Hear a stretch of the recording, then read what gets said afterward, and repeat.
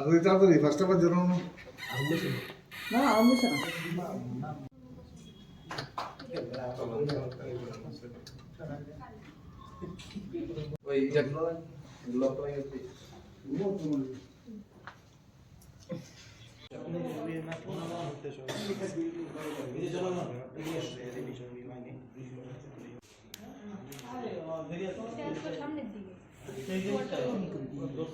সাংবাদিকদের আজকের এই সাংবাদিক সম্মেলনে স্বাগত জানাই।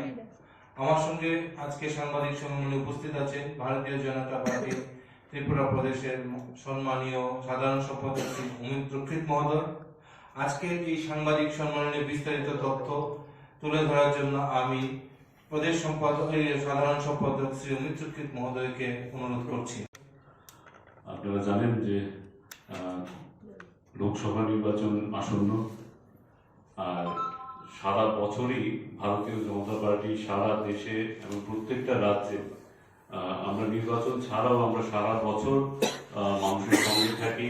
সংগঠনের কাজ নিয়ে আমরা প্রত্যেকটা বিধানসভা না শুধু প্রত্যেকটা ছোট ইউনিট একটা বিধানসভার বুথ, সেই বুথ স্তর পর্যন্ত আমরা সারা বছর কাজ করতে থাকি, মানুষের পাশে থাকি। একটা বিশেষ কর্মসূচি যা সারা ভারতবর্ষে সম্পূর্ণ হতে চলছে, সেই কর্মসূচি নিয়েই আপনাদের সামনে আজকে আমরা সাংবাদিক সম্মেলনে বসেছি। আপনারা জানেন যে ভারত তখনই বিকশিত হবে যখন ভারতের গ্রামগুলো বিকশিত হবে। আর আপনারা এও জানেন যে ভারতবর্ষের 70% লোক গ্রামে বাস করে। তাই আমাদের প্রথম লক্ষ্য থাকে যে গ্রামীণ জীবনের সঙ্গে যেন সংগঠন হিসেবে আমরা ওতপ্রোতভাবে জুড়ে থাকি। আমরা একটা বিশেষ উচ্চাকাঙ্ক্ষী একটা কর্মসূচি হাতে নিয়েছি, সেটা হলো গাঁও চলো অভিযান, মানে গ্রাম চলো অভিযান। সারা ভারতবর্ষে 7 লক্ষের উপর গ্রাম আছে। সেই গ্রামগুলোতে আমরা জনসংযোগের কর্মসূচি নেব। গ্রামগুলোর পাশাপাশি শহরাঞ্চলে আমরা নেব।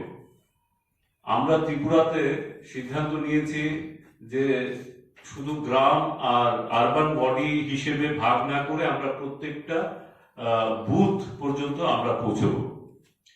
সেই অর্থে ত্রিপুরা রাজ্যে আপনারা জানেন যে এর মধ্যে 21টা বুথ বেড়েছে, তো 3349টা বুথ আমাদের রয়েছে। আমাদের রাজ্যের সর্বোচ্চ স্তরের লিডারশিপরা প্রত্যেকটা বুথে যাবেন। 3349টা বুথে 3349 জন সিনিয়র লিডারশিপ একদিনের নিবাসী প্রবাস করবেন। নিবাসী প্রবাস মানে 24 ঘন্টা থেকে ওইখানে জনসংযোগ করবেন।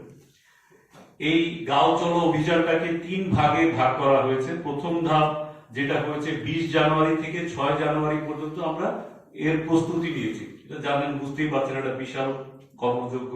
20 জানুয়ারি থেকে 20 জানুয়ারি থেকে 6 জানুয়ারি পর্যন্ত তার প্রস্তুতি চলেছে।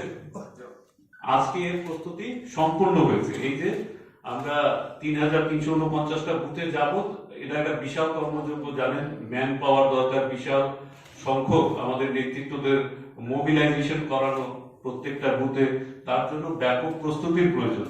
তো আমরা 20 জানুয়ারি থেকে 6 জানুয়ারি পর্যন্ত তার প্রস্তুতি সমাধান করেছি।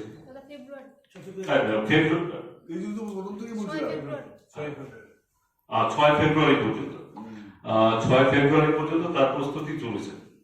তো আজকে 6 ফেব্রুয়ারি প্রস্তুতি সম্পূর্ণ হয়েছে আমাদের।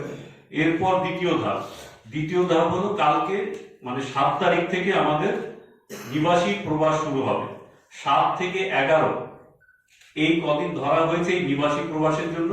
তো আমরা একদিনের করব, কিন্তু ধাপে ধাপে। হয়তো 7টা যদি একসঙ্গে সম্পূর্ণ করা না যায়, আমরা 1 থেকে অধিক দিন নিতে পারি, কিন্তু 11 তারিখ পর্যন্ত ধার্য করা হয়েছে এই প্রবাস শেষ করার। এই প্রবাস শেষ হবে 11 তারিখ। তারপর তৃতীয় ধাপ আমরা সমীক্ষা বৈঠক করব 14 ফেব্রুয়ারি। এই সারা ত্রিপুরা রাজ্যের প্রত্যেকটা বুথে আমাদের দলীয় নেতৃত্বরা যাবেন। ওইখানে প্রত্যক্ষ ভাবে যেই স্থিতিগুলো রয়েছে সাংগঠনিক দৃষ্টিতে এবং সামাজিক দৃষ্টিতে এবং সরকারি ব্যবস্থাপনার দৃষ্টিতে এক একটা বুথ কি স্থিতিতে রয়েছে তার একটা সমীক্ষা বৈঠক হবে 14 তারিখ।